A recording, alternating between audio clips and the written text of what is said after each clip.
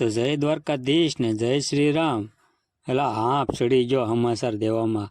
તમે હજી નસકોરા બોલાવો છો અને અહીંયા રેલવેવાળાએ ભાવનગરના પાટા ગરમ કરી નાખ્યા છે. મેં કીધું લાય મારા ગોહિલવાડના હીરાઓને જગાડું, નગર આખી દુનિયા બિકાનેર પહોંચી જશે અને આપણે અહીંયા ગાંઠિયાની ચટણી સાટતા રહી જાવ. જલ્દી ફાફડા પડતા મૂકો અને સાંભળો આજના ગરમા ગરમ સમાચાર. એલા ભાઈ, આ ગાડીનો ટાઈમ તો જુઓ. પશ્ચિમ રેલવેવાળાએ નક્કી કર્યું લાગે છે કે ભાવનગરના માણસોને સવારે હોવા જ નથી દેવા. સવારે 4:25 ગાડી ઉપડશે, એટલે કે જ્યારે આખું ગામ મીઠી ઊંઘમાં નસકોરા બોલાવતું હોય છે અને સપનામાં અપ્સરાઓ હારે નાચતું હોય છે, ત્યારે તમારે ઠંડા પાણીએ મોઢું ધોઈને સ્ટેશને ટિફિન લઈને લાઇનમાં ઊભું રહેવાનું છે. જો 5 મિનિટ મોડા પડ્યા તો ગાડીના પાછળના લાલ ડબ્બામાં લટકવાનો વારો આવશે. રવિવારે સવારે 4:25 ઉપડશો એટલે સોમવારે મોડી રાત્રે 1:30 વાગે એટલે કે 1:15 બિકાનેર પહોંચાડશે.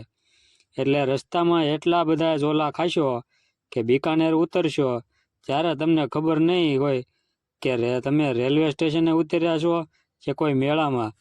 અને પાછા આવવું હોય તો સોમવારે સવારે 9 વાગે બિકાનેરથી રવાના થવાનું. મંગળવારે સવારે 4:30 વાગે એટલે 4:35 પાછા ભાવનગર ભેગા. એટલે આખી મુસાફરીમાં ઊંઘ તો હરામ જ છે, પણ મોજ પૂરેપૂરી છે. ગાડી ક્યાં ક્યાં ઊભી રહેશે એ તો સાંભળો. શિહોરના પેંડા ગળે વળગાડતા ચડવાનું.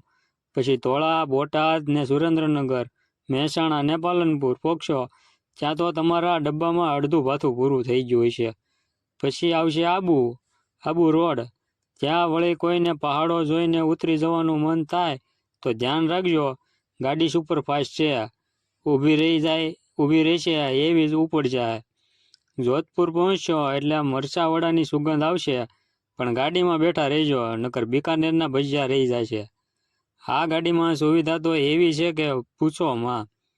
એસીમાં બેસવું હોય તો એવા ઠંડા ઠાર થઈ જશો કે બિકાનેર પહોંચતા તો તમારે રજાઈ ગોતવી પડશે. અને જેને બારીએ બેસીને મફતનો પવન ખાવો હોય એના માટે સ્લીપર ડબ્બા પણ છે. પણ જનરલ ડબ્બામાં જાઓ તો સાચવજો, એક સીટ પર 4 જણા એવી રીતે બેઠા હશે કે તમને એમ લાગશે કે તમે કોઈના ખોળામાં બેસીને મુસાફરી કરો છો. હવે સૌથી અગત્યની વાત, 17 ફેબ્રુઆરી મંગળવારથી આની ટિકિટ બારીઓ ખુલવાની છે. મંગળવારની સવાર પડતા જ કોમ્પ્યુટર માથે એવા તૂટી પડજો કે કીબોર્ડના બટન બહાર નીકળી જાય. જો મંગળવારે મોડા પડ્યા ને તો વેટિંગ લિસ્ટ એટલું લાંબુ હશે કે તમારે ટ્રેનની છત ઉપર જ બેસીને જવું પડશે અથવા ઘેરે બેસીને ગૂગલ મેપમાં બિકાનેર જોવું પડશે. તો ભાઈઓ, આ હતી ભાવનગર બિકાનેરની રામાયણ. હવે જો 22 તારીખે રવિવારે તમે સ્ટેશને ના દેખાયા તો સમજી લેજો કે તમારો પિત્તળનો લોટો ખોવાઈ જવાનો છે. 17 તારીખ મંગળવાર છે.